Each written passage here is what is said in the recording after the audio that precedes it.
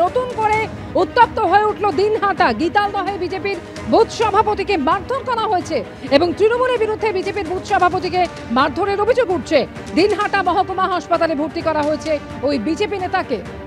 উপাচার্য নিয়োগ নিয়ে সংঘাত তুঙ্গে, রাজ্যপাল এবং শিক্ষামন্ত্রীর চাপানুতোর তুঙ্গে। এবং যেটা জানা যাচ্ছে যে রাজ্যের দেওয়া তালিকা থেকে 6 জনের নাম চূড়ান্ত করে বিবৃতি দেওয়া হলো রাজভবনের তরফে। রাজভবনের বিবৃতি এবং তারপরে পাল্টা পোস্ট শিক্ষামন্ত্রীর। উপাচার্য নিয়োগ নিয়ে আগ্রাসী মনোভাব থেকে পিছু হটলেন শিক্ষামন্ত্রী। সুপ্রিম কোর্টের নির্দেশে উপাচার্য নিয়োগ নিয়ে সহমত হয়েছেন রাজ্যপাল ও মুখ্যমন্ত্রী। উপাচার্য পদে নিয়োগের জন্য শিক্ষা দপ্তর 31 জনের তালিকা পাঠিয়েছিল। এ সম্পর্কে আরো জানবো, রুমা পাল আমাদের প্রতিনিধি রয়েছেন এই মুহূর্তে টেলিফোন লাইনে।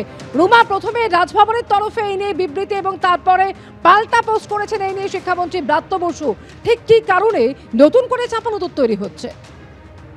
দেখো, রাজভবন থেকে যে বিবৃতি দেওয়া হয়েছে সেখানে কিন্তু অবশ্যই যে বলা হয়েছে যে শিক্ষামন্ত্রী পিছু হটলেন। অবশ্যই বোঝা যাচ্ছে যে আবারও কিন্তু সংঘাতের একটা আবহ। শিক্ষামন্ত্রী পিছু হটলেন এবং এটাও বলা হয়েছিল যেভাবে শিক্ষা দপ্তর আশ্চর্যজনকভাবে পিছু হটেছেন, কারণ তাদের আগ্রাসী মনোভাব ছিল অন্তর্বর্তী উপাচার্য নিয়োগের ক্ষেত্রে। এবং এখানে বলা হয়েছে যে আজকে সিনিয়র স্পেশাল সেক্রেটারি উচ্চশিক্ষা দপ্তরে তাকে রিকোয়েস্ট করেছেন, মানে রাজ্যপালকে তাকে আবেদন জানিয়েছেন অন্তর্বর্তী উপাচার্য নিয়োগের ব্যাপারে। কেন আবেদন জানানো হয়েছে? কারণ সুপ্রিম কোর্টের অর্ডার অনুযায়ী গভর্নর এবং চিফ মিনিস্টারের মধ্যে যে সহমত পোষণ করা হয়েছে তারই ভিত্তিতে এই আবেদন।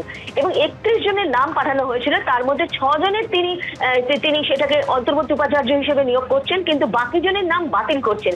অন্যদিকে রাজভবন থেকে বলা হয়েছে একমাত্র আচার্যই পারেন এবং পরবর্তীতে যে অন্তর্বর্তী উপাচার্য যে 31 জন থেকে যে 6 জনকে তিনি সিলেক্ট করছেন এবং বাকি আচার্যই কিন্তু তাকে অ্যাপয়েন্ট করতে পারেন, এমনটা কিন্তু বলা হচ্ছে রাজভবনের তরফ থেকে। এবং রাজভবনের তরফ থেকে উল্লেখ করা হয়েছে যে অ্যাটর্নি জেনারেল অফ ইন্ডিয়া কালকে এসেছিলেন এবং তার সঙ্গে একটা দীর্ঘ আলোচনা হয়েছে এবং দীর্ঘ আলোচনার পরে এই সিদ্ধান্ত নেওয়া হয়েছে। অর্থাৎ বুঝতে পারছো, রাজভবন থেকে আবারও কিন্তু শিক্ষামন্ত্রীকে বলা হলো তিনি আশ্চর্যজনকভাবে পিছু হটলেন এবং শিক্ষা দপ্তর পিছু হটেই কিন্তু তাকে অন্তর্বর্তী উপাচার্য নিয়োগের ব্যাপারে বলল এবং সেক্ষেত্রে তিনি 31 জনের লিস্টের মধ্যে 6 জনের নামকে সিলেক্ট করলেন এবং বাকি নাম যে রয়েছে সেটা আচার্যই পারে, আবারও কিন্তু রাজভবনের তরফ থেকে জানানো হলো। ধন্যবাদ রুমা। অর্থাৎ 31 জনের মধ্যে 6 জনকে উপাচার্য পদে নিয়োগ করবেন রাজ্যপাল, এমনই জানানো হয় রাজভবনের তরফে। এবং এই বিবৃতির পর পাল্টা পোস্ট করলেন শিক্ষামন্ত্রী ব্রাত্য বসু। আমি কোথা থেকে পিছু হটলাম সেটাই বুঝতে পারছি না, পোস্ট ব্রাত্য বসু।